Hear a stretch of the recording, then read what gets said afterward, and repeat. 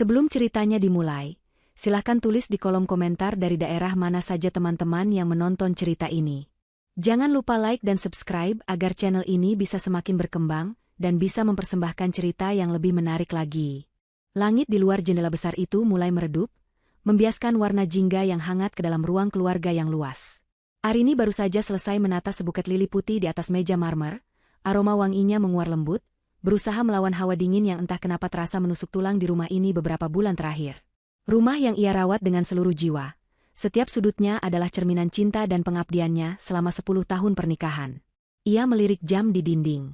Baskara, suaminya, akan segera pulang. Mungkin malam ini akan berbeda, mungkin kebekuan di antara mereka akan mencair. Harapan tipis itu masih saja ia pelihara, seperti merawat tanaman langka di tengah musim kemarau. Suara deru mobil yang familiar memecah keheningan sore. Tak lama, pintu utama terbuka dengan kasar, memunculkan sosok Baskara yang tegap. Namun, ia tidak sendiri. Di belakangnya, melangkah seorang wanita dengan gaun merah ketat yang seolah menjerit meminta perhatian. Diana, wanita yang Arini tahu telah meracuni pikiran suaminya, merampas kebahagiaan rumah tangganya sedikit demi sedikit. Jantung Arini terasa seperti diremas. Harapannya yang tipis tadi langsung layu dan mati. Baskara tidak menyapanya. Tatapannya dingin, setajam es, seolah Arini adalah perabotan usang yang mengganggu pemandangan. Ia berjalan ke arah meja, mengambil buket lili yang baru saja Arini tata, dan dengan gerakan tanpa perasaan, melemparkannya ke tempat sampah di sudut ruangan. Aku muak dengan semua kepura-puraan ini, desisnya, suaranya rendah dan penuh racun. Arini berdiri mematung, napasnya tercekat di tenggorokan. Baskara, apa maksudmu? Tanyanya, suaranya nyaris tak terdengar. Baskara tertawa, sebuah tawa kering tanpa kegembiraan. Maksudku? Lihat dirimu, Arini. Terjebak dalam duniamu yang sempit. Mengurus rumah, menata bunga, memasak. Apalagi yang bisa kamu lakukan? Kamu tidak berguna. Kamu adalah beban dalam hidupku. Aku butuh pasangan yang bisa mengimbangi langkahku, bukan benalu yang hanya bisa bergantung. Setiap kata adalah sabetan pedang yang mengiris hatinya. Benalu. Tidak berguna.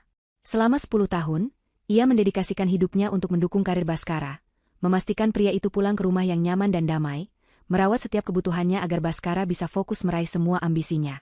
Ia mengorbankan karirnya sendiri, mimpinya sendiri, dan inilah balasan yang ia terima. Diana melangkah maju, memeluk lengan Baskara dengan manja, senyum kemenangan terukir di bibirnya yang dipoles lipstik merah menyala. Sudahlah, Mas. Jangan buang tenagamu. Mbak Arini pasti mengerti. Seseorang harus sadar diri akan posisinya, kan? Ucapnya, nadanya dibuat semanis mungkin, namun matanya menyorotkan penghinaan yang dalam. Baskara mengangguk, lalu pandangannya kembali tertuju pada Arini. Ia melempar sebuah map coklat tebal ke atas meja, isinya berhamburan keluar. Surat-surat dengan kop surat firma hukum. Gugatan cerai. Aku ingin kita bercerai. Secepatnya, katanya dengan nada final. Arini menatap kertas-kertas itu dengan nanar. Dunianya seakan runtuh. 10 tahun pengabdiannya berakhir di atas meja marmer ini, diakhiri oleh pria yang pernah berjanji akan mencintainya selamanya. Tapi bukan hanya itu, lanjut Baskara, nadanya semakin kejam. Sebagai syarat agar aku mau melepaskanmu dengan damai, aku mau kamu menyerahkan semua aset yang diatasnamakan dirimu. Rumah ini, ruko di Pondok Indah, apartemen di pusat kota, semua portofolio saham, dan seluruh isi rekeningmu. Anggap saja itu sebagai ganti rugi atas 10 tahun waktuku yang terbuang sia-sia bersamamu. Mata Arini membelalak. Itu bukan harta Gonogini. Sebagian besar adalah harta warisan dari keluarganya, aset yang ia miliki jauh sebelum mengenal Baskara. Pria ini tidak hanya ingin mencampakkannya, ia ingin merampoknya hingga tak bersisa. Ia ingin melihat Arini hancur, miskin, dan menderita. Diana terkikik pelan. Benar, Mbak. Anggap saja itu biaya kompensasi. Mas Baskara sudah terlalu baik mau menampungmu selama ini. Dengan uang itu, kami bisa memulai hidup baru yang lebih layak. Pernikahan kami akan menjadi pernikahan termegah tahun ini. Arini menatap kedua wajah di hadapannya. Wajah suaminya yang penuh keserakahan, dan wajah wanita selingkuhannya yang berbinar penuh kemenangan. Rasa sakit di hatinya begitu hebat, hingga rasanya ia tidak bisa merasakan apa-apa lagi. Kekosongan yang dingin mulai merayap, membekukan air matanya sebelum sempat jatuh. Di tengah kehancuran itu, sesuatu yang lain mulai tumbuh.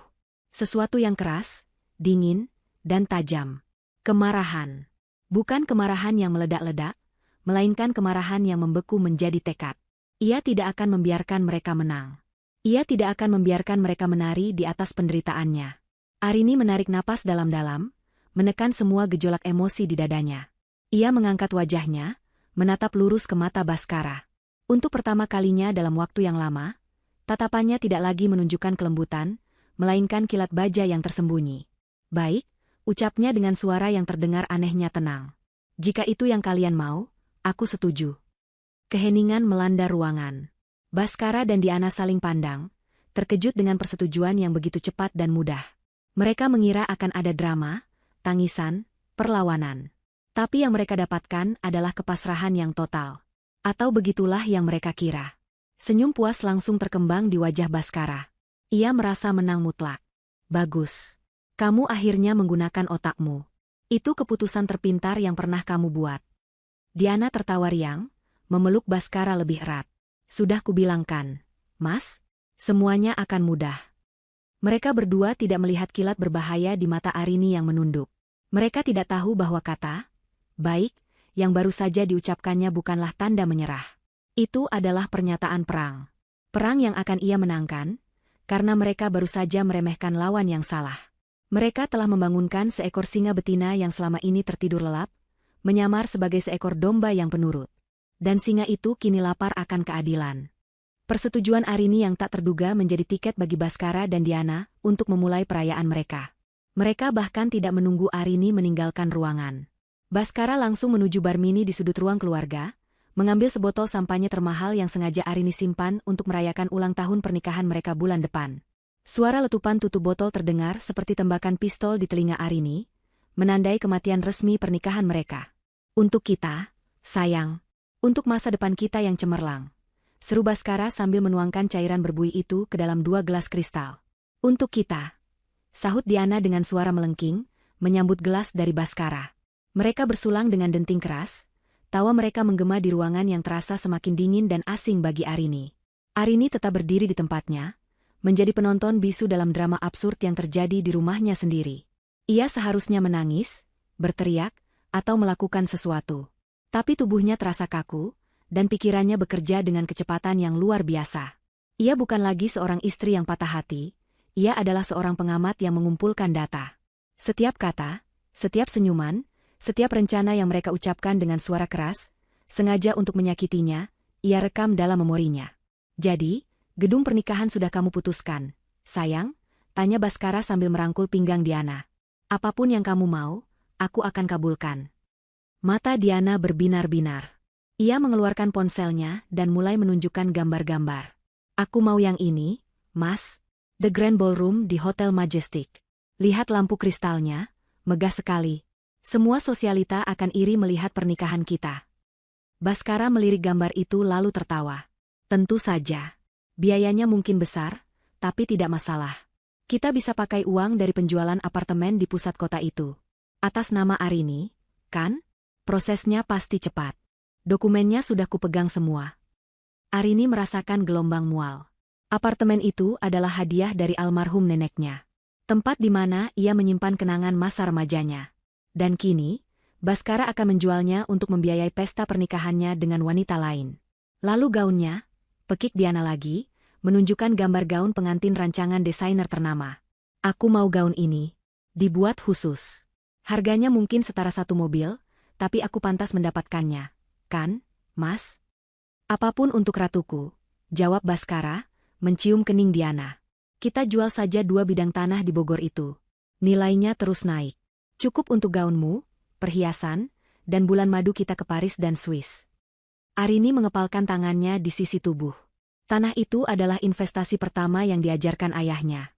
Setiap aset yang mereka sebutkan dengan begitu entengnya adalah bagian dari hidupnya, bagian dari sejarah keluarganya. Bagi mereka, itu semua hanyalah angka-angka di atas kertas yang bisa dicairkan untuk memuaskan keserakahan mereka. Mereka terus berbicara, tanpa filter, tanpa rasa malu. Merencanakan undangan yang akan disebar ke ribuan tamu penting, catering bintang 5, souvenir mewah dari luar negeri. Semua dibiayai dari harta yang akan mereka rampas dari Arini. Mereka begitu mabuk oleh kemenangan yang mereka kira sudah pasti, hingga mereka tidak menyadari tatapan Arini yang berubah. Tatapan dingin seorang ahli strategi yang sedang memetakan kelemahan musuhnya. Arini perlahan bergerak. Kalian pasti haus. Aku akan ambilkan air, katanya dengan suara datar. Baskara dan Diana hanya meliriknya sekilas, terlalu sibuk dengan dunia fantasi mereka. Arini berjalan ke dapur.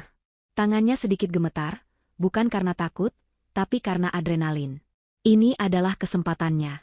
Ia mengambil nampan dan 2 gelas air, namun sebelum kembali, ia melakukan sesuatu. Ia mengambil ponselnya, membuka aplikasi perekam suara, menekan tombol rekam, lalu dengan hati-hati menyelipkan ponsel itu di antara tumpukan majalah di meja kopi ruang keluarga. Posisinya menghadap ke arah sofa tempat mereka duduk, memastikan mikrofonnya bisa menangkap semuanya dengan jelas. Ia kembali dengan nampan, meletakkan gelas di depan mereka. Silakan, ucapnya. Mereka bahkan tidak mengucapkan terima kasih. Percakapan mereka berlanjut, kini dengan detail yang lebih mengerikan. Bagaimana dengan perhiasan warisan keluarganya, Mas? Tanya Diana dengan suara berbisik, seolah itu adalah rahasia besar. Kalung berlian dan anting zamrud itu. Aku lihat dia memakainya saat acara keluarga. Pasti harganya fantastis. Hati Arini terasa seperti ditusuk belati. Perhiasan itu adalah peninggalan terakhir dari ibunya. Baskara tersenyum licik. Tenang saja, sayang. Semuanya tersimpan di brankas. Dan aku tahu kombinasinya. Setelah surat-surat itu ditandatangani, semua isi brankas itu otomatis menjadi harta bersama yang harus dibagi. Dan tentu saja, pembagiannya akan lebih banyak untukku. Aku akan bilang perhiasan itu hadiah darinya untukku. Dia tidak akan bisa membantah. Cukup. Arini sudah mendengar cukup. Kebiadaban mereka tak terbatas. Ia tidak bisa lagi berada di ruangan yang sama dengan mereka. Aku lelah. Aku mau istirahat di kamar. Pamitnya. Pergilah. Dan besok pagi, jangan lupa berkemas. Setelah kamu tanda tangan surat-surat dari pengacaraku, aku tidak mau melihat wajahmu lagi di rumah ini. Usir Baskara tanpa menoleh. Arini berjalan menaiki tangga dengan langkah mantap. Tidak ada air mata. Tidak ada isak tangis. Di dalam kamarnya yang sepi, ia mengunci pintu. Ia tidak tidur. Ia duduk di tepi ranjang, menatap kegelapan di luar jendela. Pikirannya bekerja menyusun rencana. Potongan-potongan strategi mulai menyatu membentuk sebuah gambaran yang utuh. Larut malam, setelah ia yakin Baskara dan Diana sudah terlelap atau pergi keluar untuk melanjutkan pesta mereka, Arini turun kembali ke bawah. Ruang keluarga itu berantakan. Botol sampahnya kosong tergeletak di meja, gelas-gelas kotor, dan aroma parfum Diana yang menyengat masih tertinggal di udara. Dengan hati-hati, ia mengambil ponselnya dari tumpukan majalah. Ia kembali ke kamarnya, mengunci pintu, dan memasang earphone. Ia menekan tombol putar. Suara tawa mereka, suara rencana busuk mereka, suara penghinaan mereka, semuanya terdengar begitu jelas. Setiap kata adalah bukti. Setiap kalimat adalah paku untuk peti mati mereka. Arini mendengarkan rekaman itu berulang-ulang, bukan untuk menyakiti dirinya sendiri, tapi untuk mengeraskan hatinya. Rasa sakit itu telah berubah menjadi bahan bakar. Dendamnya kini memiliki tujuan yang jelas. Ia tidak hanya akan bertahan hidup. Ia akan bangkit, dan ia akan menyeret mereka berdua ke dasar jurang yang telah mereka gali untuknya. Besok, permainan akan dimulai. Dan ia yang akan menentukan aturannya. Pagi datang tanpa kehangatan. Arini terbangun bukan karena sinar matahari, tetapi karena tekad dingin yang telah mengkristal di dalam hatinya semalaman. Ia tidak tidur sedetik pun. Seluruh malam ia habiskan untuk mendengarkan kembali rekaman percakapan Baskara dan Diana, membiarkan setiap kata penghinaan dan keserakahan mereka menempa kerapuhan hatinya menjadi baja. Rasa sakit itu masih ada, berdenyut seperti luka yang dalam, tetapi kini tertutupi oleh lapisan es dari sebuah tujuan yang baru. Ia bangkit dari tempat tidur, bergerak dengan ketenangan yang menakutkan. Ia mandi dan mengenakan pakaian rumahannya yang biasa, seolah ini adalah pagi yang normal seperti ribuan pagi sebelumnya. Ketika ia turun ke ruang makan, Baskara dan Diana sudah duduk di sana, menunggunya seolah ia adalah pelayan mereka. Wajah Diana berseri-seri, sementara Baskara tampak tidak sabar, mengetuk-ngetukkan jarinya di atas meja kayu yang mengkilap. Cepat siapkan sarapan. Aku ada pertemuan penting pagi ini, perintah Baskara tanpa menatap Arini. Arini tidak menjawab. Ia berjalan ke dapur dan membuatkan mereka roti panggang dan kopi, persis seperti yang biasa ia lakukan. Ia meletakkan piring dan cangkir di hadapan mereka dengan gerakan yang terkontrol. Ini adalah sandiwara terakhirnya. Ia harus memainkan perannya sebagai istri yang kalah dan pasrah dengan sempurna. Baskara menyesap kopinya dengan puas. Bagus. Setidaknya kamu masih berguna untuk hal-hal sepele seperti ini, ejeknya. Diana terkikik. Setelah ini, Mas tidak perlu lagi sarapan seadanya seperti ini. Aku akan panggil koki pribadi untuk kita. Arini hanya berdiri diam, membiarkan cemoohan mereka berlalu begitu saja. Setelah selesai dengan sarapannya, Baskara menyeka mulutnya dengan serbet lalu melemparkannya ke atas meja. Ia mengeluarkan dompetnya, mengambil sebuah kartu nama, dan melemparkannya ke arah Arini. Kartu itu mendarat tepat di samping piring Arini yang masih kosong. Itu, kata Baskara dengan nada angkuh. Pengacara terbaik di kota. Namanya Hartono, dari firma hukum Hartono Partners. Kantornya ada di pusat bisnis. Aku sudah bicara dengannya. Dia akan menyiapkan semua dokumennya hari ini. Pergi ke sana jam 10. Jangan terlambat, dan jangan coba-coba mencari pengacara lain yang murahan. Tidak akan ada gunanya. Dia akan memastikan aku mendapatkan semua yang menjadi hakku. Mengerti? Arini menunduk, menatap kartu nama yang tergeletak di atas meja. Kertas tebal berkualitas tinggi dengan cetakan huruf timbul berwarna emas. Hartono Partners. Sebuah senyum tipis, nyaris tak terlihat, terlintas di bibirnya sebelum ia berhasil menyembunyikannya. Tentu saja ia tahu firma hukum itu. Ia sangat mengenalnya. Takdir benar-benar ironis. Baskara, dalam kesombongannya yang tak terbatas, baru saja menyerahkan senjata paling mematikan ke tangannya sendiri. Aku mengerti, jawab Arini dengan suara pelan dan patuh. Bagus. Sekarang pergilah berkemas. Aku mau semua barang-barangmu sudah tidak ada di sini saat aku pulang nanti malam. Perintah Baskara sebelum bangkit dan pergi, diikuti oleh Diana yang melirik Arini dengan tatapan penuh kemenangan. Sepeninggal mereka, Arini mengambil kartu nama itu. Jari-jarinya merasakan tekstur kertas yang mahal. Hartono Partners. Firma hukum yang didirikan oleh sahabat terbaik ayahnya, dan kini menjadi salah satu yang terbesar di negeri ini. Pak Hartono, sang pengacara yang ditunjuk Baskara, adalah salah satu mitra junior di sana. Pria ambisius yang Arini tahu betul akan melakukan apa saja untuk naik jabatan dan mendapatkan perhatian dari pimpinan tertinggi. Sebuah kenangan melintas di benaknya. Percakapannya dengan sang ayah, Bapak Wijaya Kencana, sesaat sebelum ia memutuskan menikah dengan Baskara. Mereka duduk di taman belakang kediaman keluarga Kencana yang asri. Arini, putriku, kata ayahnya dengan suara lembut namun penuh wibawa. Ayah tidak pernah meragukan pilihanmu. Tapi pria ini, Baskara, ayah tidak melihat ketulusan di matanya. Latar belakangnya biasa saja, tapi ambisinya setinggi langit. Ayah hanya khawatir ia melihatmu bukan sebagai pasangan hidup, tapi sebagai tangga untuk naik. Saat itu, Arini yang dibutakan oleh cinta, membela Baskara mati-matian. Justru itu, ayah. Aku ingin dia mencintaiku. Arini, bukan Arini Widya Kencana, putri tunggalmu. Aku ingin kami membangun semuanya dari nol. Aku tidak akan menggunakan nama keluarga atau fasilitas dari ayah. Aku ingin membuktikan bahwa cinta kami tulus. Ayahnya menghela napas, menatapnya dengan sorot mata sedih yang baru Arini pahami artinya sekarang. Baiklah, jika itu maumu. Tapi berjanjilah satu hal. Jangan pernah lupakan siapa dirimu, dan jangan pernah ragu untuk pulang jika duniamu runtuh. Kini, dunianya memang telah runtuh. Dan ia ingat siapa dirinya. Arini tidak membuang waktu. Ia tidak berkemas untuk pergi. Sebaliknya, ia naik ke ruang kerjanya, sebuah ruangan kecil yang jarang dimasuki Baskara karena dianggap membosankan. Di sana, di balik sebuah lukisan pemandangan, terdapat sebuah brankas tersembunyi. Ia memasukkan kombinasinya dan membukanya. Di dalamnya, tersimpan rapi semua dokumen penting miliknya. Bukan hanya akta kelahiran dan ijazah, tetapi juga catatan keuangan yang ia simpan secara cermat selama bertahun-tahun. Ia mengeluarkan semuanya. Salinan perjanjian pranikah yang dulu ia usulkan namun ditolak mentah-mentah oleh Baskara dengan alasan itu adalah tanda tidak percaya. Bukti transfer dana dari rekening pribadinya ke rekening Baskara untuk modal bisnis yang tak pernah jelas hasilnya. Laporan investasi saham yang ia kelola sendiri menggunakan dana warisan ibunya. Akta kepemilikan properti yang diatasnamakan dirinya, yang ia beli jauh sebelum menikah. Semua tersusun rapi dalam folder-folder terpisah. Ia menyalakan laptopnya, memasukkan sebuah flash disk. Di dalamnya, tersimpan salinan rekaman suara semalam. Ia membuat beberapa salinan lagi.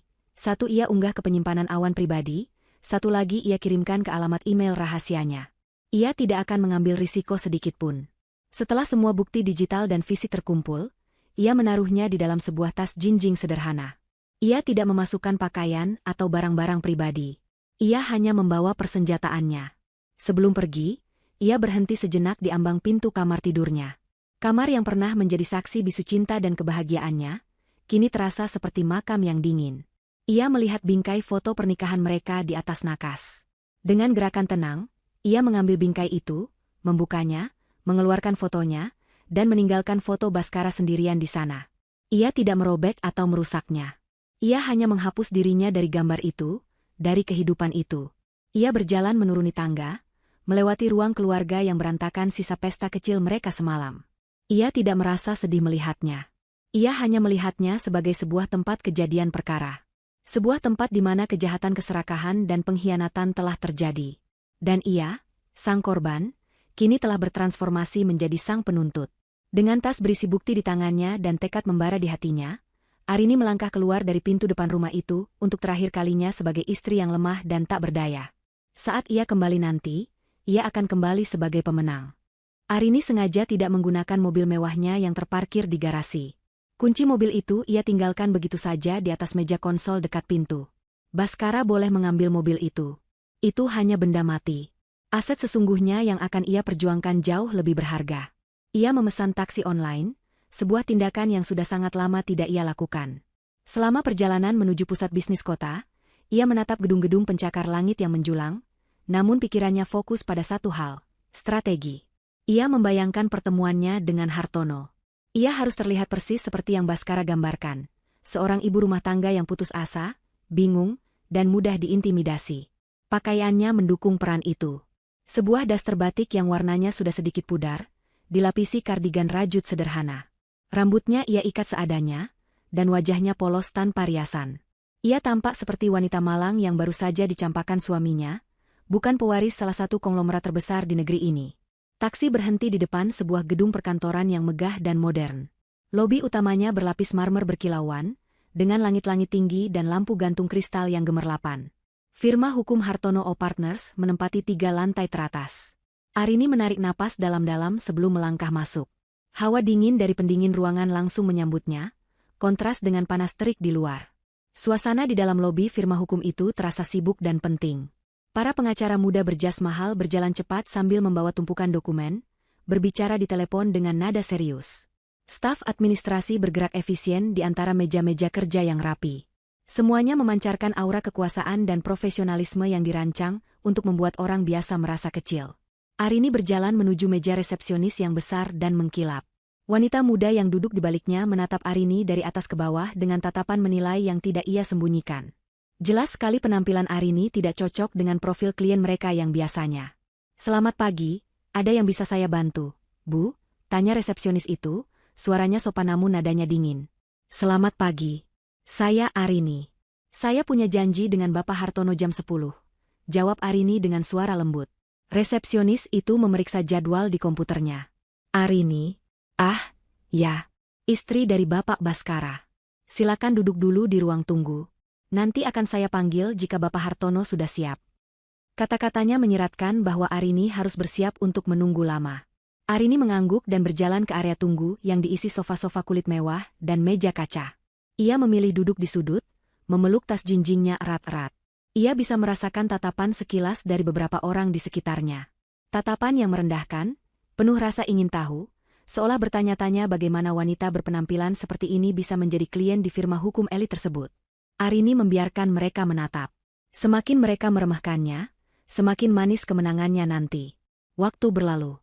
Jarum jam sudah menunjukkan pukul 10:30. Setengah jam dari waktu janjinya. Ini adalah permainan psikologis yang sudah ia duga. Mereka sengaja membuatnya menunggu untuk melemahkan mentalnya, untuk menegaskan siapa yang memegang kendali.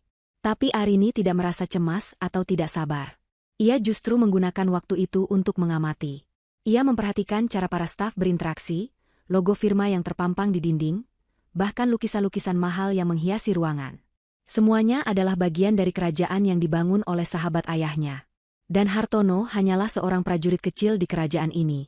Akhirnya, seorang asisten wanita menghampirinya. "Ibu Arini, mari ikut saya." Pak Hartono akan menemui Anda sekarang. Nada suaranya sama seperti sang resepsionis, datar dan tidak ramah. Arini bangkit dan mengikuti asisten itu menyusuri koridor panjang yang dilapisi karpet tebal. Dinding di sepanjang koridor dihiasi plakat penghargaan dan foto-foto para pendiri, serta mitra senior. Jantung Arini berdebar sedikit lebih cepat ketika ia melewati sebuah foto besar dari ayahnya yang sedang berjabat tangan dengan pendiri firma ini. Mereka tampak begitu muda dan penuh semangat. Asisten itu berhenti di depan sebuah pintu kayu jati yang kokoh dengan plakat kuningan bertuliskan, Hartono, SH, 2M, Partner. Ia mengetuk pintu 2 kali sebelum membukanya. Silakan masuk, Bu. Arini melangkah masuk ke dalam ruangan yang luas dan didominasi oleh perabotan kayu gelap. Sebuah meja mahoni raksasa berdiri di tengah ruangan, di belakangnya duduk seorang pria berusia sekitar 40-an. Itulah Hartono. Ia mengenakan setelan jas yang dijahit dengan sempurna, jam tangan mewah melingkar di pergelangan tangannya, dan rambutnya ditata rapi. Ia sedang membaca sebuah dokumen dan tidak langsung mengangkat kepalanya saat Arini masuk. Sebuah isyarat kesombongan yang jelas. Silakan duduk, katanya tanpa menatap Arini, tangannya menunjuk ke kursi klien di depan mejanya. Arini duduk dengan diam. Ia meletakkan tas jinjingnya di pangkuan. Ia menunggu. Setelah beberapa saat yang terasa sangat lama, Hartono akhirnya meletakkan dokumennya. Ia menatap Arini dengan ekspresi arogan yang profesional. Ia melihat seorang wanita parubaya yang tampak lelah dan kalah. Persis seperti yang ia bayangkan. Ini akan menjadi pekerjaan yang mudah. Baik, Ibu Arini.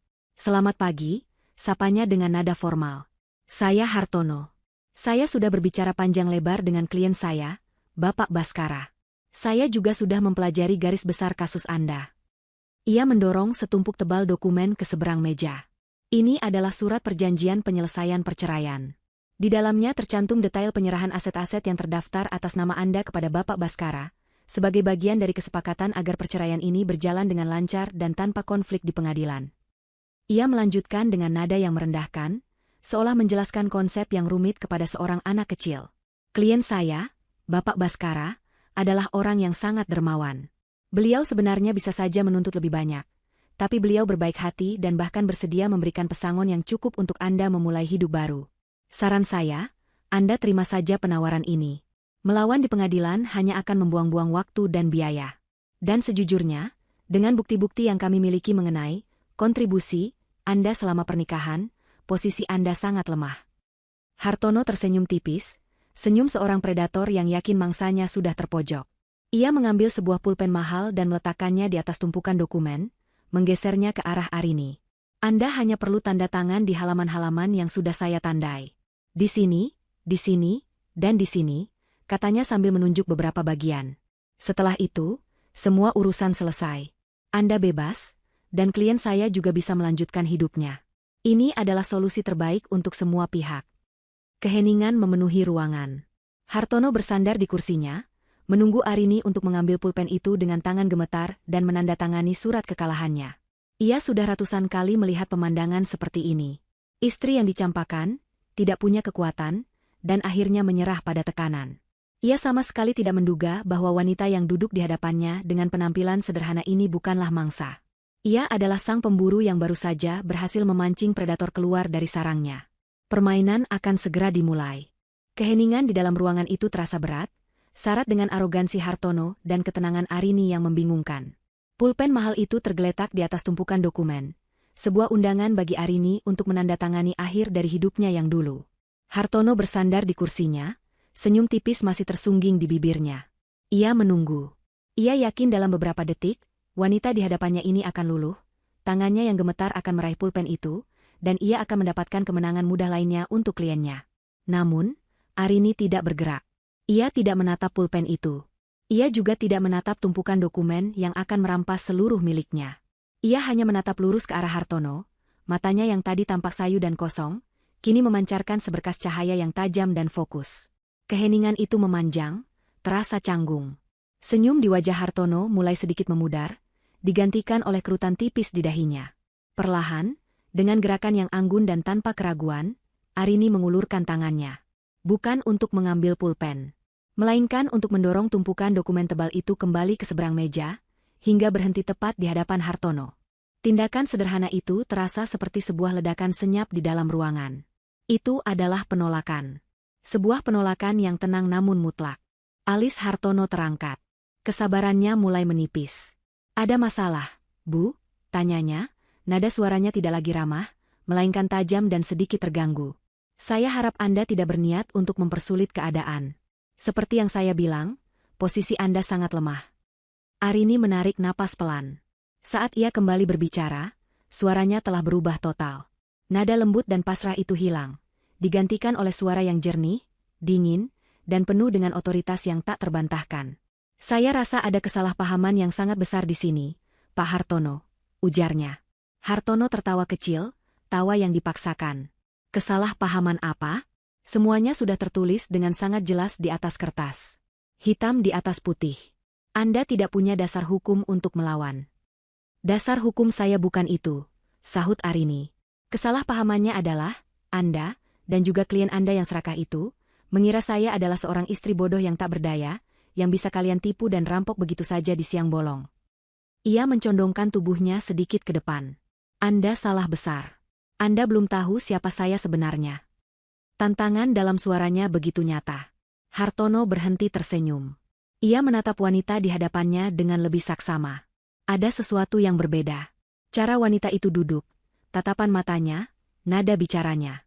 Ini bukan lagi ibu rumah tangga yang putus asa. Coba lihat saya baik-baik, Pak Hartono, lanjut Arini, suaranya turun 1 oktav, terdengar lebih berbahaya. Apakah wajah saya ini benar-benar tidak mengingatkan Anda pada seseorang? Hartono menyipitkan matanya, mencoba memahami apa permainan yang sedang dimainkan wanita ini. Wajahnya memang ada sesuatu yang familiar, tapi ia tidak bisa menempatkannya. Mungkin ia pernah bertemu wanita ini di sebuah acara sosial yang sudah ia lupakan. Ia memutuskan untuk mengabaikannya. Saya tidak punya waktu untuk teka-teki, Bu. Tanda tangani surat itu, atau kita bertemu di pengadilan. Dan saya jamin, Anda akan keluar dari sana dengan tangan hampa. Arini tersenyum. Senyum pertamanya hari itu. Bukan senyum hangat, melainkan senyum dingin yang membuat bulu kuduk Hartono meremang. Baiklah. Kalau begitu, izinkan saya memperkenalkan diri dengan benar. Ia membuka tas jinjing sederhana di pangkuannya. Bukan untuk mengeluarkan dompet atau tisu, melainkan sebuah kartu identitas. Ia meletakkannya di atas meja. Kartu tanda penduduk biasa. Hartono meliriknya sekilas. Nama, Arini. Tidak ada yang istimewa. Kemudian, Arini mengeluarkan kartu lain. Sebuah kartu akses berlapis emas dengan logo perusahaan yang sangat dikenal oleh Hartono.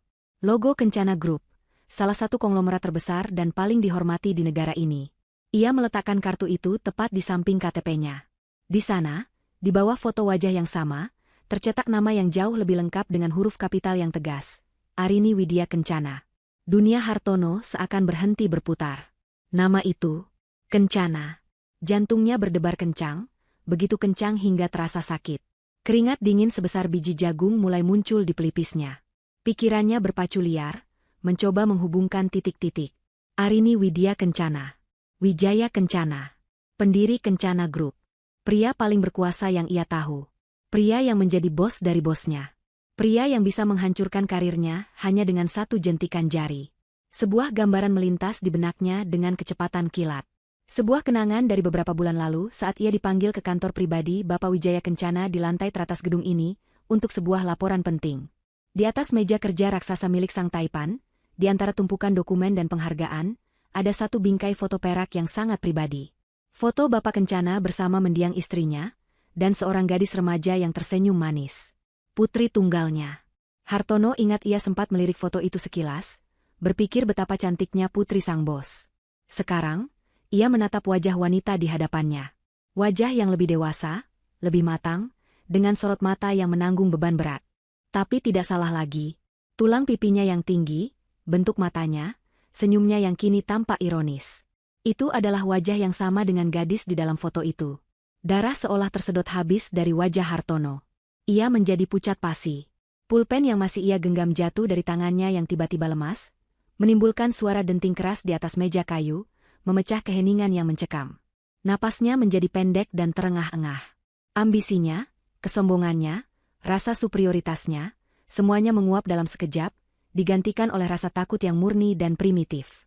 Ia baru saja membantu seorang pria serakah untuk mencoba merampok putri tunggal dari orang paling berkuasa di firma hukumnya, bahkan mungkin di seluruh kota. Ia tidak hanya mengancamnya, ia menghinanya, merendahkannya, memperlakukannya seperti sampah. Tamat. Karirnya sudah tamat. Dengan gerakan kaku seperti robot rusak, Hartono mendorong kursinya ke belakang. Kakinya gemetar hebat saat ia mencoba berdiri.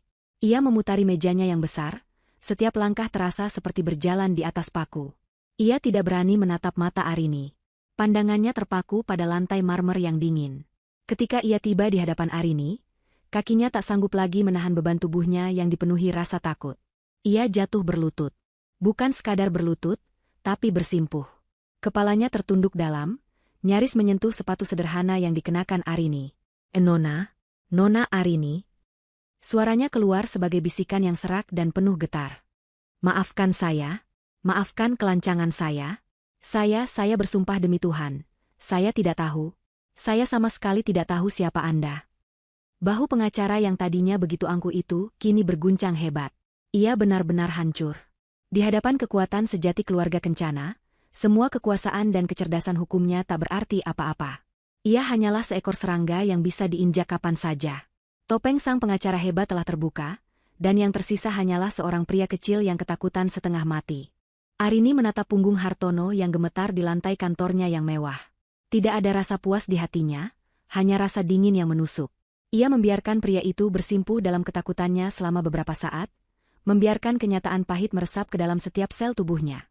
Ia ingin Hartono benar-benar memahami besarnya kesalahan yang telah ia perbuat, bukan hanya karena takut pada ayahnya, tetapi karena ia telah bersekongkol dalam sebuah kejahatan. Setelah keheningan terasa cukup mencekik, Arini akhirnya angkat bicara. Suaranya tetap tenang, namun setiap katanya memiliki bobot sebuah palu hakim. "Berdiri," perintahnya.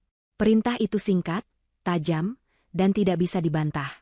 Hartono tersentak, dan dengan susah payah, ia bangkit berdiri.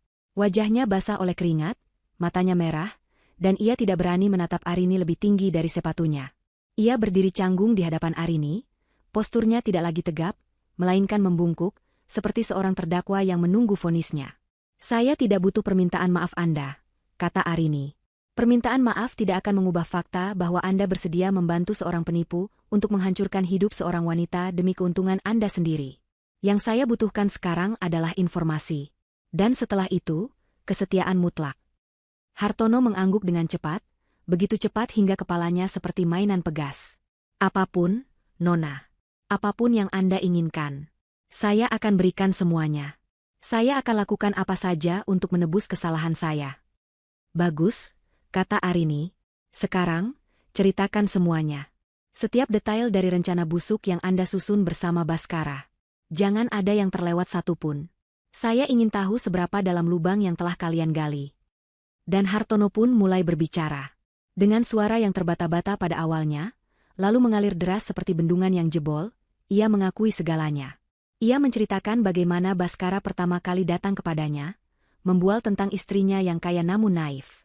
Ia membeberkan strategi ilegal yang mereka siapkan, bagaimana mereka berencana menggunakan dokumen palsu untuk mengklaim bahwa sebagian besar harta warisan Arini adalah hasil investasi cerdas Baskara, sehingga bisa dikategorikan sebagai harta Gonogini.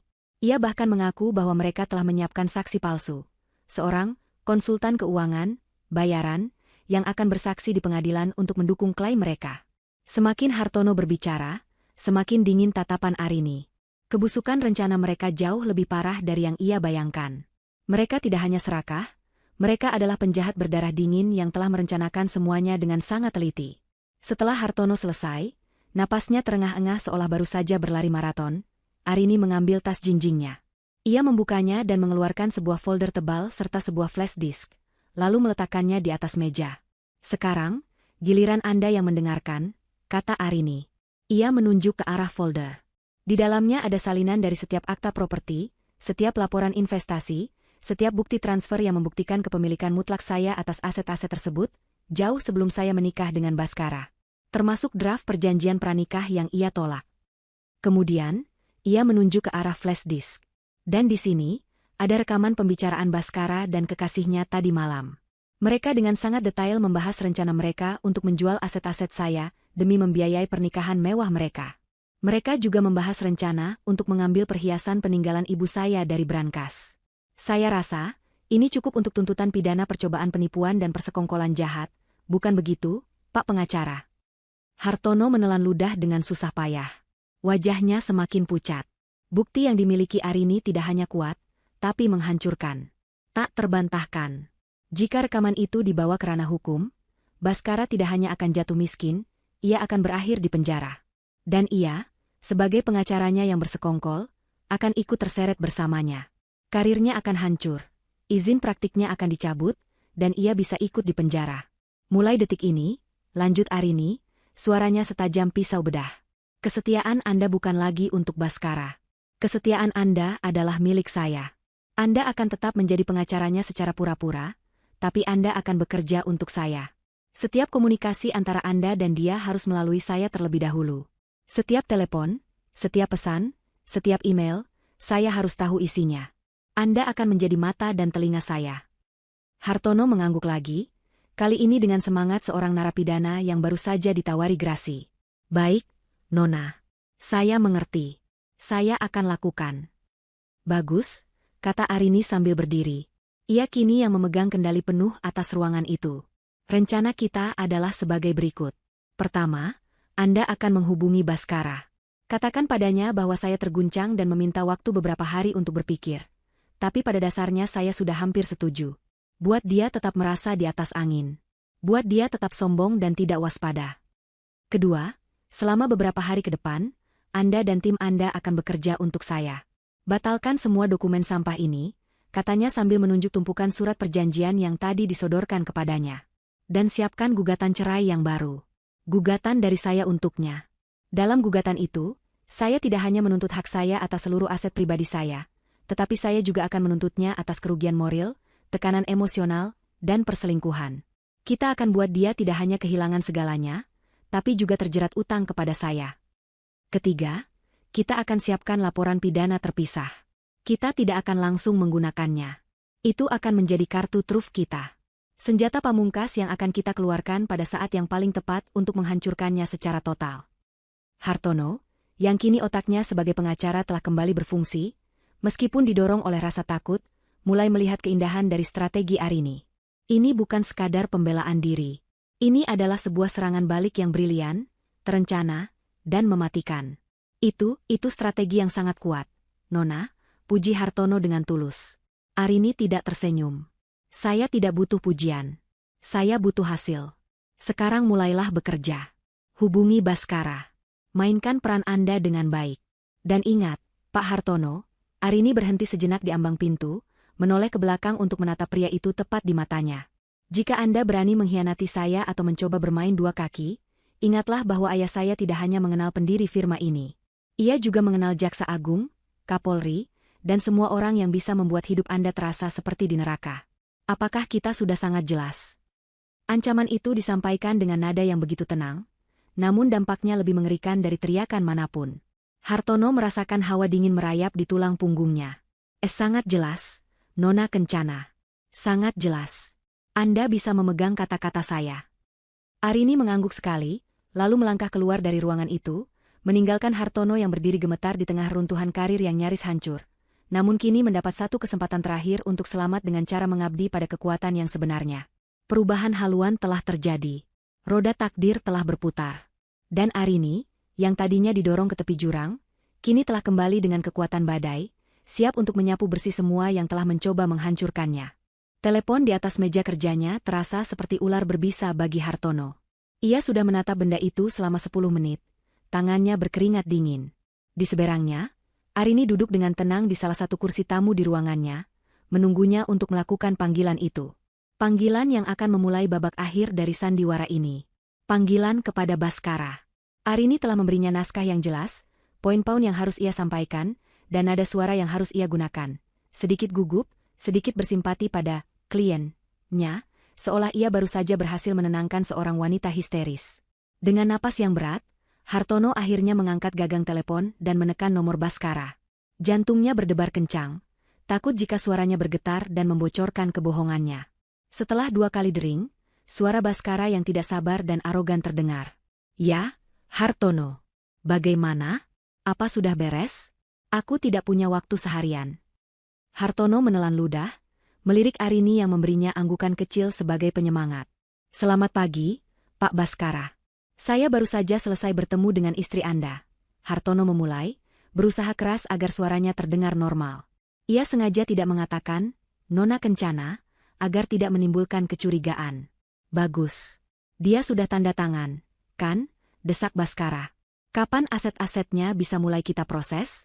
Aku sudah punya beberapa calon pembeli untuk ruko di Pondok Indah. Hartono merasakan gelombang kemarahan atas keserakahan pria itu, namun ia menekannya dalam-dalam. Belum, Pak. Belum ditandatangani, katanya, mengikuti naskah Arini. Begini, Pak. Istri Anda, beliau sangat terguncang. Jujur saja, kondisinya cukup menyedihkan. Dia menangis terus selama pertemuan. Dia bilang dia butuh waktu beberapa hari untuk menenangkan diri dan menerima kenyataan ini. Hening sejenak di seberang sana, lalu terdengar Baskara mendengus keras. Wanita lemah. Sudah kuduga akan ada drama seperti ini. Tentu saja dia butuh waktu. Bilang padanya jangan lama-lama. Aku tidak mau proses ini berlarut-larut. Pernikahan impianku tidak bisa menunggu tangisannya selesai. Umpan itu ditelan mentah-mentah. Ego Baskara yang setinggi langit membuatnya tidak bisa melihat kemungkinan lain selain bahwa Arini benar-benar hancur dan tak berdaya. Hartono melanjutkan permainannya. Saya mengerti, Pak. Saya sudah menekankan hal itu padanya. Saya rasa dia tidak akan melawan. Dia hanya Anda tahu, Pak, patah hati.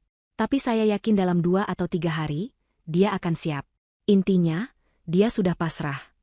Bagus. Pastikan itu. Kabari aku segera setelah ada perkembangan. Perintah Baskara sebelum menutup telepon tanpa mengucapkan terima kasih. Hartono meletakkan gagang telepon dengan tangan yang gemetar. Ia menatap Arini. Dia percaya sepenuhnya. Lapornya. Arini mengangguk. Aku tahu dia akan percaya. Kesombongan adalah titik butanya. Sekarang, biarkan dia dan wanita itu menikmati kemenangan palsu mereka. Sementara mereka berpesta, kita bekerja. Dan begitulah yang terjadi. Selama 3 hari berikutnya, dunia Baskara dan Diana dipenuhi euforia. Merasa bahwa kekayaan besar sudah diambang pintu, mereka tidak lagi menahan diri. Mereka resmi membayar uang muka yang sangat besar dan tidak bisa dikembalikan kepada pihak Hotel Majestic untuk The Grand Ballroom. Diana menghabiskan 1 hari penuh di butik desainer ternama, melakukan pembayaran awal untuk gaun pengantin impiannya dengan kartu kredit platinum milik Baskara. Mereka memesan paket bulan madu termahal ke Eropa, membayar tiket pesawat kelas bisnis dan hotel-hotel mewah. Setiap gesekan kartu kredit terasa seperti sebuah kemenangan, sebuah langkah lebih dekat menuju kehidupan glamor yang mereka dambakan. Mereka berkeliling kota dengan mobil sport baru, sebuah pembelian impulsif yang dilakukan Baskara dengan dalih, merayakan kebebasan. Mereka makan di restoran-restoran termahal, memesan wine-wine terbaik, dan menceritakan kepada semua teman mereka tentang rencana pernikahan spektakuler yang akan segera mereka gelar. Mereka benar-benar menjadi pusat perhatian. Mabuk oleh kemewahan yang mereka biayai dengan utang, dengan keyakinan penuh bahwa utang itu akan segera lunas oleh harta Arini. Sementara itu, di lantai teratas gedung Hartono O Partners, suasana yang sama sekali berbeda menyelimuti sebuah ruang rapat besar yang telah diubah menjadi pusat komando. Arini dan Hartono, bersama dengan 2 pengacara senior paling terpercaya di firma itu, yang hanya diberitahu bahwa mereka sedang menangani kasus perceraian yang sangat sensitif untuk keluarga Kencana, bekerja tanpa lelah. Papan tulis besar di ruangan itu penuh dengan diagram alur aset, garis waktu, dan poin-poin hukum. Dokumen-dokumen yang dibawa Arini telah dianalisis hingga ke detail terkecil. Tim akuntan forensik dipanggil untuk melacak setiap rupiah dari dana Arini yang pernah digunakan atau dipinjam oleh Baskara selama pernikahan, dan hasilnya sangat memberatkan bagi Baskara. Arini menunjukkan transformasi yang luar biasa.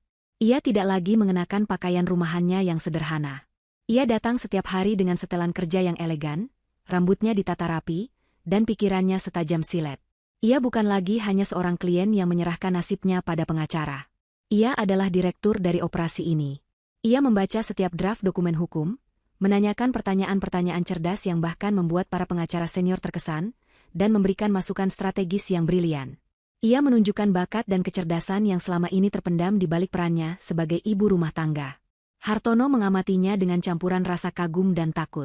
Ia sadar bahwa ia tidak hanya sedang menyelamatkan karirnya, tetapi ia juga sedang mendapatkan pelajaran berharga dari seorang ahli strategi yang lahir secara alami.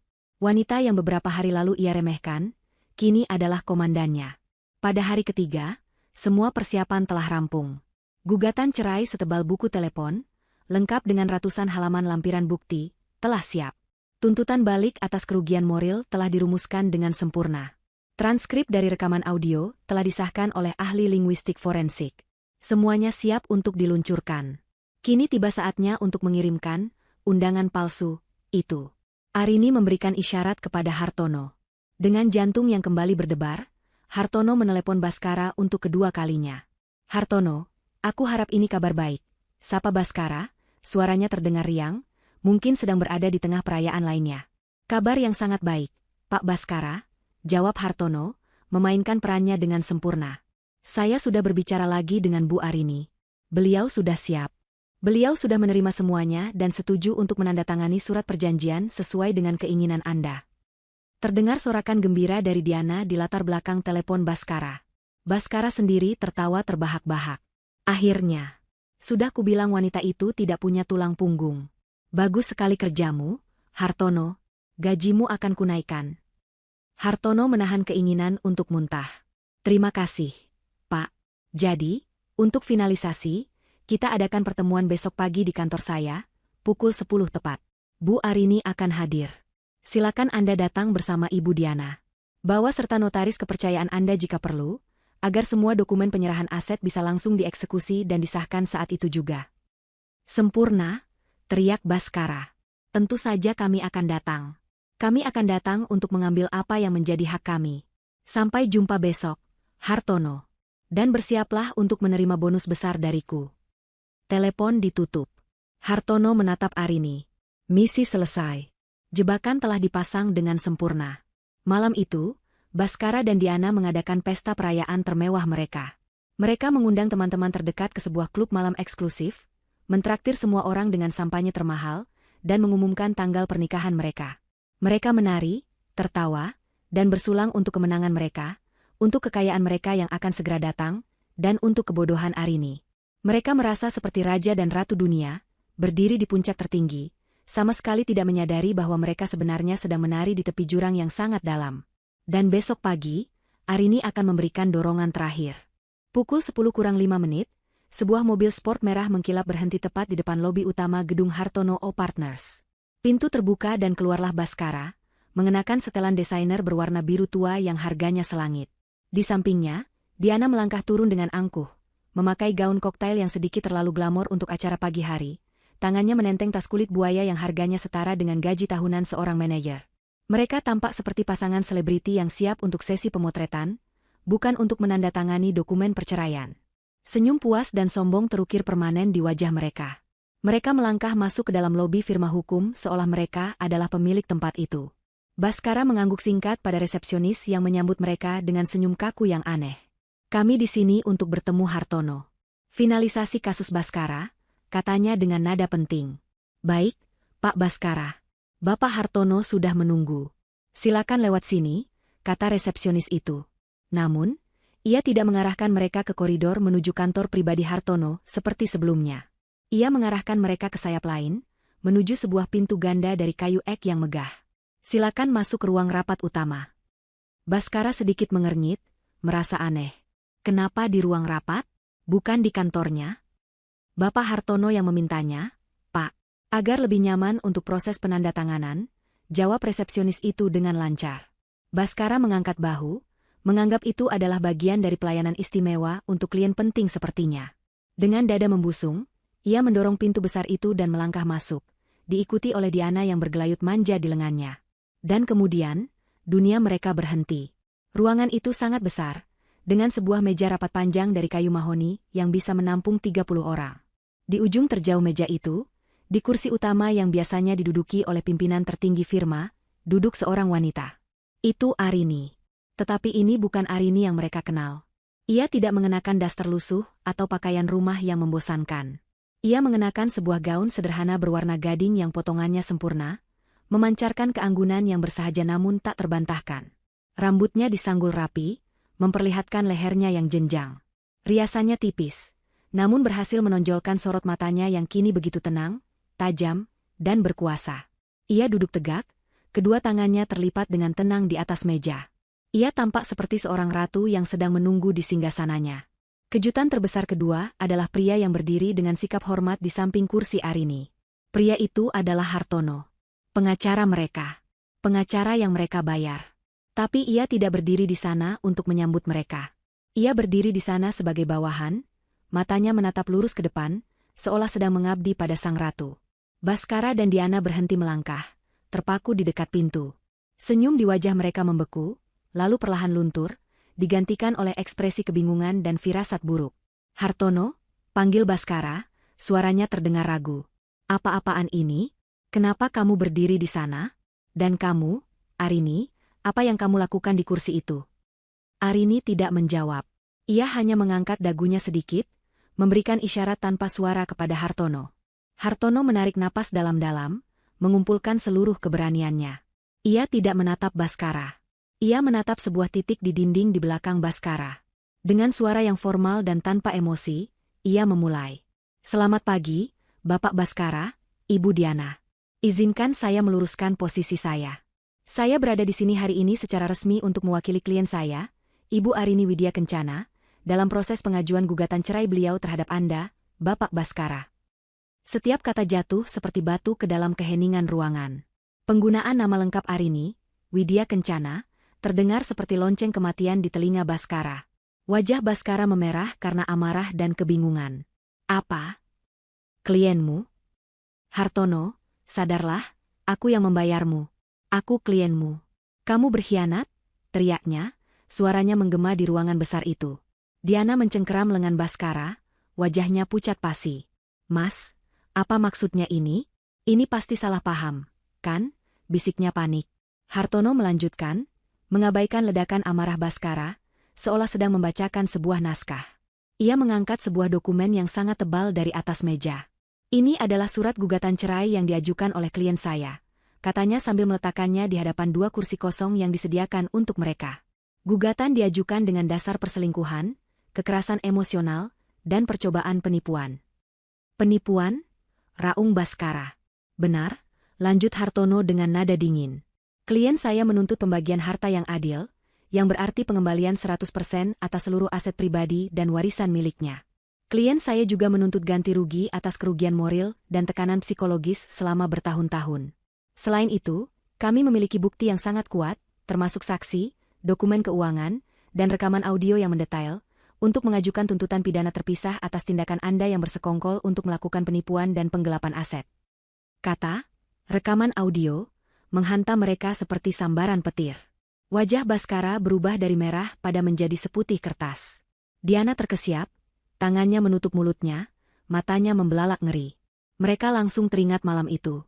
Malam di mana mereka merencanakan semuanya dengan suara keras, dengan tawa kemenangan. Malam di mana mereka menghina Arini habis-habisan. Semuanya direkam. Kaki Baskara terasa lemas. Ia limbung dan jatuh ke salah satu kursi. Mimpi buruk. Ini pasti mimpi buruk. Setelah Hartono selesai meletakkan dasar hukumnya, barulah Arini angkat bicara. Suaranya tenang, merata, tanpa getaran amarah atau tangis. Justru ketenangan itulah yang membuatnya terdengar begitu menakutkan. Ia menatap Baskara, pria yang pernah ia cintai dengan segenap jiwa. "Kamu menyebutku tidak berguna, Baskara. Kamu bilang aku benalu. Selama 10 tahun, aku meredupkan cahayaku sendiri agar cahayamu bisa bersinar lebih terang. Aku pikir itu adalah tugas seorang istri. Ternyata aku salah." Ia berhenti sejenak. "Kesalahan terbesarmu bukanlah mengkhianatiku. Kesalahan terbesarmu adalah meremehkanku." Kemudian, ia mengalihkan pandangannya pada Diana, yang kini gemetar ketakutan. "Dan kamu," kata Arini, "kamu menginginkan pernikahan mewah di The Grand Ballroom, gaun desainer, dan bulan madu ke Eropa, bukan? Aku harap kamu menikmati semua uang muka yang sudah kalian bayarkan dengan kartu kredit. Karena hanya itulah bagian dari pernikahan impianmu yang akan menjadi kenyataan. Sisa tagihannya, silakan kalian nikmati berdua." Pukulan terakhir itu menghancurkan mereka sepenuhnya. Semua uang yang mereka hamburkan. Uang yang tidak mereka miliki. Utang kartu kredit yang membengkak. Semuanya sia-sia. Baskara menatap Arini dengan putus asa, secercah harapan terakhirnya adalah memohon. "Arini, aku minta maaf. Jangan lakukan ini." Arini menatapnya untuk terakhir kalinya, tanpa kebencian, tanpa cinta, hanya kekosongan. Sudah terlambat, Baskara. Dengan kata-kata itu, ia berdiri. Dengan punggung lurus dan langkah yang mantap, ia berjalan menuju pintu keluar, melewati mereka berdua yang kini hancur lebur. Hartono membungkuk hormat saat ia lewat. Arini tidak menoleh ke belakang. Ia tidak perlu melihat kehancuran mereka lebih lama lagi. Ia tidak perlu mendengar isak tangis Diana, atau umpatan putus asa Baskara. Saat pintu ganda itu tertutup di belakangnya, suara-suara itu teredam. Perangnya telah selesai. Dan ia telah menang. Bukan hanya memenangkan hartanya kembali, tetapi juga memenangkan kembali dirinya sendiri. Saat pintu ruang rapat yang megah itu tertutup di belakang Arini, suara benturan keras terdengar, diikuti oleh teriakan Baskara yang penuh amarah dan frustrasi. Di dalam, neraka pecah. Baskara, yang akal sehatnya telah sepenuhnya lenyap ditelan kepanikan, melompat dari kursinya dan mencoba menerjang Hartono. Pengkhianat licik. Aku akan membunuhmu. Raungnya, matanya merah menyala. Namun, Hartono sudah mengantisipasi hal ini. Dengan satu isyarat tangan, dua petugas keamanan berbadan tegap yang telah bersiaga di luar koridor segera masuk. Mereka dengan mudah menahan Baskara yang meronta-ronta seperti binatang buas yang terperangkap. Amarahnya yang meledak-ledak hanya membuatnya terlihat semakin menyedihkan dan tak berdaya. Diana, di sisi lain, telah ambruk di kursinya. Topeng sosialita angkuhnya luntur total, meninggalkan wajah yang basah oleh air mata dan riasan yang berantakan. Isak tangisnya terdengar histeris, sebuah ratapan atas mimpi-mimpi mewahnya yang kini telah menjadi abu. Tidak mungkin, pernikahanku, gaunku, semuanya hancur, hancur, jeritnya di sela-sela tangis. Gaun koktail mahalnya kini tampak seperti kostum badut di tengah tragedi kehancurannya sendiri. Proses hukum setelah itu berjalan dengan kecepatan yang brutal bagi Baskara. Tidak ada pertempuran di pengadilan. Tidak ada drama saling tuduh. Hartono, di bawah arahan Arini, menyajikan pilihan yang sangat sederhana kepada pengacara baru yang ditunjuk Baskara. Menandatangani surat perjanjian perceraian yang telah mereka siapkan, atau menghadapi tuntutan pidana dengan bukti rekaman yang tak terbantahkan. Pengacara Baskara, setelah mendengarkan rekaman itu sekali saja, menatap kliennya dengan pandangan putus asa. Tidak ada yang bisa kita lakukan, katanya. Jika ini sampai ke polisi, Anda bisa dipenjara bertahun-tahun. Tanda tangani saja. Setidaknya Anda masih bebas. Maka, dalam sebuah ruangan kecil yang sunyi di kantor notaris seminggu kemudian, Baskara menandatangani surat-surat itu. Tangannya gemetar hebat saat goresan penanya secara resmi mengakhiri pernikahannya, dan menyerahkan kembali setiap sen dari harta Arini. Ia berjalan keluar dari kantor itu bukan hanya sebagai seorang duda, tetapi sebagai seorang pria yang luruh menjadi debu. Ia tidak punya apa-apa lagi. Kejatuhan yang sebenarnya baru saja dimulai. Efek domino dari tindakannya menghantam dengan kekuatan badai. Pertama, panggilan telepon dari bank-bank. Tagihan kartu kreditnya, yang membengkak hingga miliaran rupiah akibat uang muka pernikahan dan gaya hidup foya-foya, kini jatuh tempo. Tentu saja, ia tidak bisa membayarnya. Panggilan-panggilan itu segera berubah menjadi surat peringatan, lalu kunjungan dari penagih utang. Mobil sport merah yang ia banggakan ditarik paksa dari parkiran apartemen sewaannya. Apartemen mewah itu sendiri tak bisa lagi ia bayar. Dalam waktu kurang dari sebulan, ia dan Diana diusir, barang-barang mereka yang tersisa dilempar begitu saja ke trotoar. Mereka terpaksa pindah ke sebuah kamar kos sempit di pinggiran kota yang pengap dan kotor, dengan kamar mandi bersama yang berlumut dan bau. Setiap malam, mereka harus mendengar pertengkaran penghuni kos lain menembus dinding tipis, sebuah cerminan dari neraka yang mereka ciptakan sendiri.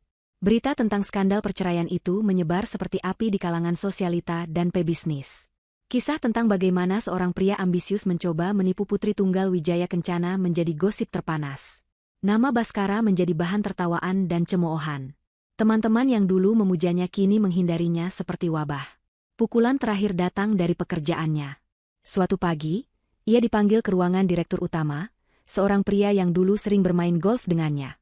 Kali ini, tidak ada basa-basi. Baskara, kata sang direktur dengan wajah dingin. Perusahaan kita punya hubungan bisnis yang panjang dan penting dengan Kencana Group. Apa yang kamu lakukan tidak hanya memalukan, tapi juga membahayakan reputasi perusahaan. Kamu adalah sebuah liabilitas. Meja kerjamu sudah dibersihkan. Ambil pesangonmu dan jangan pernah kembali. Ia dipecat. Dibuang begitu saja. Reputasinya di dunia bisnis hancur total. Tidak ada perusahaan lain yang mau menyentuhnya. ia menjadi racun. Di tengah kemiskinan dan keputusasaan inilah hubungan antara Bhaskara dan Diana membusuk. Cinta yang mereka klaim miliki, yang dibangun di atas pondasi keserakahan, tidak mampu bertahan tanpa uang. Mereka mulai saling menyalahkan dalam pertengkaran-pertengkaran yang sengit dan kejam. "Ini semua salahmu," jerit Diana suatu malam di kamar kos mereka yang panas. "Kamu yang terlalu bodoh dan sombong. Kamu pikir istrimu itu wanita desa yang bisa kamu injak-injak? Lihat sekarang. Kita hidup seperti tikus got karena kebodohanmu." Bhaskara, yang egonya telah hancur berkeping-keping, membalas dengan sama sengitnya. "Salahku? Kamu lupa siapa yang terus merengek minta gaun desainer dan pesta pernikahan paling mewah? Kamu yang mendorongku terus-menerus. Dasar wanita matre murahan." Kata murahan itu menyulut api terakhir.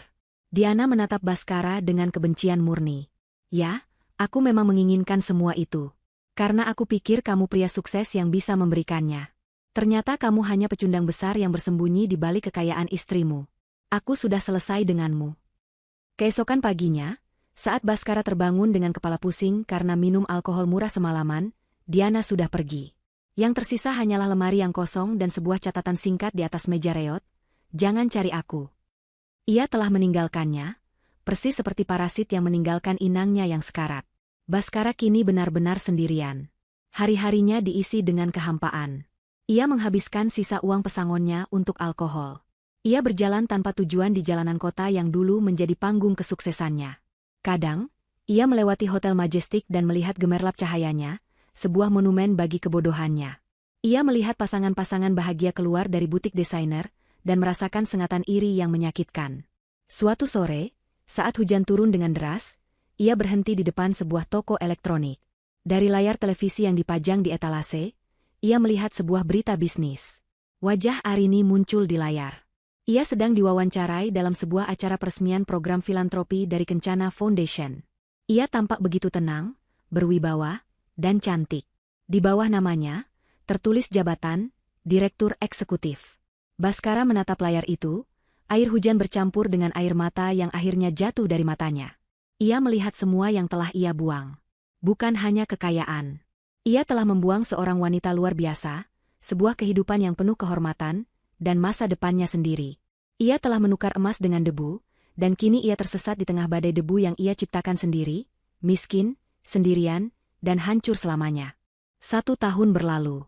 Musim telah berganti, dan begitu pula kehidupan Arini. Ia tidak lagi hidup dalam bayang-bayang. Ia telah sepenuhnya merangkul identitasnya, bukan sebagai tameng, tetapi sebagai tanggung jawab. Nama Arini Widya Kencana kini sering muncul di halaman-halaman berita bisnis dan sosial, bukan karena statusnya sebagai seorang pewaris, melainkan karena kinerjanya yang cemerlang. Di bawah kepemimpinannya sebagai Direktur Eksekutif Kencana Foundation, program-program pemberdayaan perempuan dan bantuan hukum bagi korban kekerasan dalam rumah tangga berkembang pesat. Ia menemukan panggilan hidupnya yang baru, mengubah luka masa lalunya menjadi kekuatan untuk membantu orang lain. Ia tidak hanya mengelola dana, ia terjun langsung, mendengarkan cerita para wanita yang senasib dengannya, dan memberikan mereka harapan serta jalan keluar. Kecerdasan dan ketajaman yang dulu ia gunakan untuk merencanakan pembalasannya, kini ia gunakan untuk membangun masa depan yang lebih baik bagi banyak orang. Ruang kerjanya di kantor pusat Kencana Group tidak lagi kecil dan tersembunyi. Ia menempati sebuah kantor yang luas di lantai eksekutif, dengan jendela besar yang menyuguhkan pemandangan seluruh kota.